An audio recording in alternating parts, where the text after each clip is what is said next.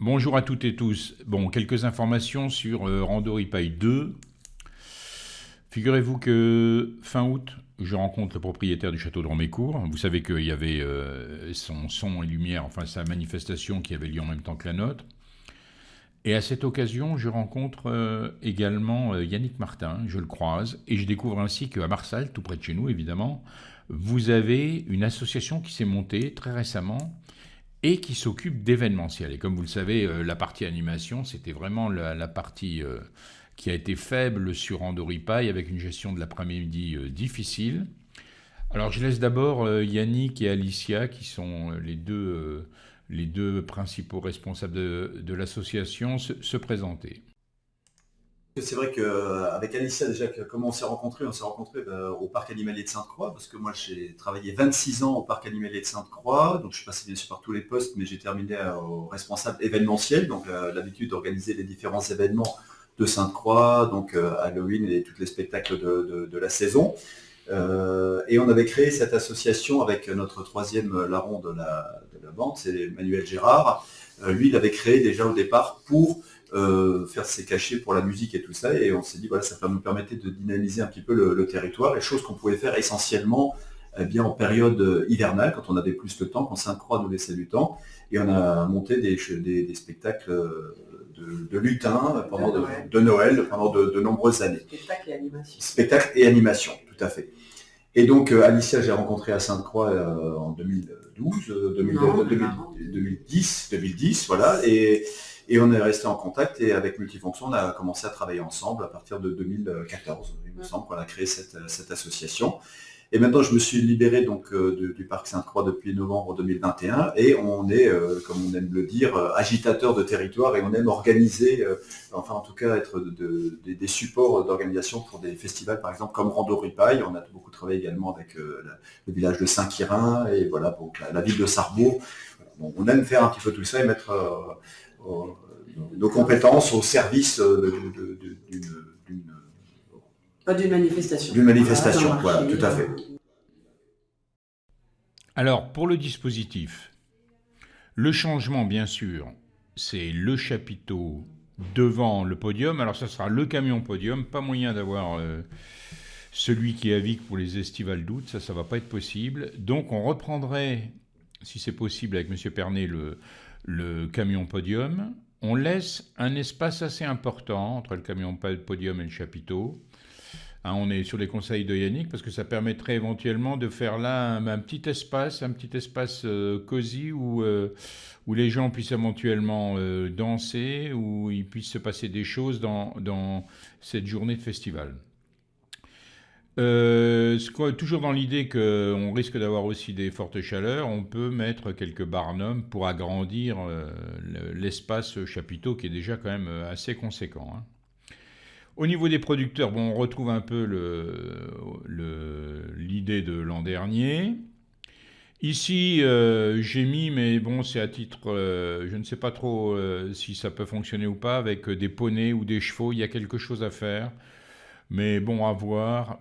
C'est pas pour l'instant pas du tout évidemment ficelé, et tout ça de toute façon reste complètement à débattre. Bon, sinon le reste, vous voyez la caisse centrale, la buvette, quoi, le bar, et puis bien sûr l'espace restauration indispensable, les navettes toujours, et puis les points d'accueil qui pourraient là aussi avoir le même rôle. Bon, pour la salle polyvalente, c'est différent. La salle polyvalente, elle a deux fonctions. Elle permet éventuellement un repli en cas de mauvais temps, mais surtout, elle sera un pôle d'animation. Hein, on est dans Rando Ripaille, donc on aurait un atelier de cirque encadré par deux animateurs. Il y aurait également un échassien, un jongleur, qui interviendront aussi d'ailleurs, vous savez, cette partie où il faut animer le chapiteau. Par exemple, cette tranche horaire qui irait par exemple de midi à 3 heures, où on aurait éventuellement un musicien, là je parle de ce qui se passe sous le chapiteau, un musicien, différents happenings, j'appelle ça des happenings, qui permettraient une animation importante au niveau du repas. Bon, l'animation toute la journée, elle est assurée par Yannick et Alicia, hein, bon, qui sont chevronnés en la matière. Et toujours, alors là je saute du coq à l'âne, mais je reviens à la salle polyvalente. Elle abriterait donc deux spectacles, deux petits spectacles, Le Secret du Loup, ficelé par Yannick, et Ruse de Renard, ficelé par Alicia. Ça s'adresse aussi, aussi aux jeunes, bien sûr, aux plus jeunes. Hein. C'était un des points importants qu'il nous fallait pour la fréquentation familiale du festival. Là aussi, il faudra communiquer sur cet aspect-là. Donc là, je vais toujours du coq à l'âne. Bon, l'important également, c'est musique, musique, musique. Ça veut dire que à partir de 5 heures, succession de 3 groupes. Alors, et même 4 avec le dernier. Alors, on va les présenter. Juste avant de présenter les groupes, une super idée d'Alicia, c'est le jeu de piste. Un jeu de piste donc avec livret qui aurait lieu toute la journée, c'est-à-dire qu'on peut s'inscrire à ce jeu de piste quand on veut. Là aussi en direction des plus jeunes, hein, avec donc toutes les créations de visuels pour les panneaux, etc. seraient faits par Alicia et Yannick. D'ailleurs, on va juste mettre un petit extrait vidéo de l'entretien que j'ai eu avec eux pour voir un petit peu ce que ça donne. Donc là, c'est quand même un plus assez formidable, ce jeu de piste, qui pourrait s'appuyer d'ailleurs sur des curiosités locales. Donc tout ça est important pour la dimension familiale du festival. Ça, c'est la journée. Ça, c'est à la journée. Il y a juste l'heure de fin, c'est-à-dire que si vous tirez au sort les bulletins, il faut qu'il... Alors sur la place, il y a un panneau, c'est indiqué jeu de piste pour que les gens... et puis là, il y a quelqu'un qui... C'est quelque chose qu'on va distribuer, je pense, quand les gens vont... C'est un carnet sous cette forme-là, donc en forme A5, je crois, c'est un A4, donc c'est un A5. Donc les gens, il y aura un titre ici. Le jeu, avec toutes les informations et les règles du jeu. Vous allez ouvrir ensuite ça, et les jeux seront à l'intérieur, et derrière, il y aura la récupération d'adresse et tout ça. En fait, après, ça va donner un message codé. Donc, celui-ci, il est fait avec un message codé. C'est-à-dire que les gens devaient répondre à des questions. Voilà. Les gens devaient répondre à des questions qui étaient sur tous les stands. Et ensuite, ils devaient, grâce à un code qui était à côté de l'urne, réussir à retrouver le message secret. Si le message secret est bon, ils mettaient leur adresse, le numéro de téléphone dans l'urne. Et à la fin, on tirait au sort. Là, donc ça, c'est le message secret. Et à côté, il y avait à côté de l'urne, il y avait un panneau comme ça. Il y avait une grille pour résoudre le code avec les... Donc ça prend une petite demi-heure, une heure suivant, voilà, et donc ça tout dépend. Et par contre, il faut également, après, suivant ce qu'on veut également, c'est faire des petits panneaux sur ce qu'on veut dire. Par exemple, là, on était sur les vieux métiers, donc on avait quelques infos. Donc c'est très ludique, c'est-à-dire qu'on apprend plus des choses. Par exemple, ici, c'était sur la vannerie, c'était les vieux métiers, hein, donc le maréchal Ferrand. Là, après, on a les producteurs, mais après, autour de la saline aussi, on peut aller prendre de la place de la saline, on peut aller prendre une photo, un élément, un détail. Après ce point, je reviens sur l'aspect musical. Alors à 5 heures, on peut démarrer avec, en douceur avec ce groupe My Swing. Là aussi, l'importance de la communication. Vous avez les amateurs de jazz manouche qui seront intéressés forcément par ce groupe. Donc on commence en douceur.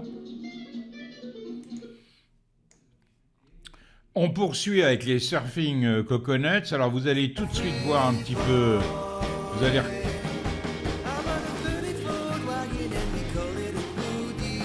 Vous reconnaissez évidemment les Beach Boys revisités. Donc on monte un peu en pression.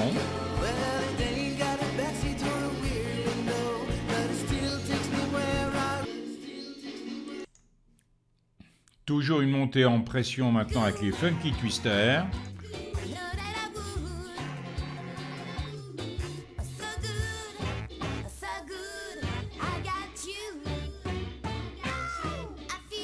Là aussi, communication importante. Donc cette partie animation, il faut la mettre en valeur. Et on aurait donc les Coconuts qui, en fin de séquence musicale, proposerait ce qu'on appelle un tribute Deep Purple, assez extraordinaire, qu'ils ont mis au point. Donc ça serait, si vous voulez, à partir de 5 heures. Et ça nous amène au spectacle final qui serait là encore un spectacle comme l'an dernier lié au feu. Ce serait donc Light of Fire, un super spectacle. Donc là, on a quelques photos de ce spectacle, super. Donc il terminerait, lui, vers... on serait vers 21h30, 22h, quoi. Hein. Un peu comme l'autre fois, on obscurcirait totalement la place. Et donc là, la nouveauté, là, si je regarde le plan, c'est que sur une idée d'Yannick, ça serait beaucoup mieux que ce grand spectacle Light of Fire se fasse devant l'église, c'est-à-dire devant l'église de ce côté-là, hein, là où vous voyez ici le 5, ici, donc les producteurs seraient partis à cette heure-là, et on aurait cet espace ici sur lequel on serait face à l'église, donc ça serait vraiment superbe pour un tel spectacle. Bon voilà, alors on a là quelques éléments, quelques propositions. On va sûrement faire une réunion très vite, hein, qui pourrait avoir lieu ou la semaine prochaine ou de toute façon avant la fin du mois pour bien caler les choses, bien informer et puis débattre de tout ça. En attendant, avec Jean-Jacques, on voit jeudi pour un dossier de subvention qu'on essaye de ficeler au niveau du département. Eh bien, écoute, à très bientôt.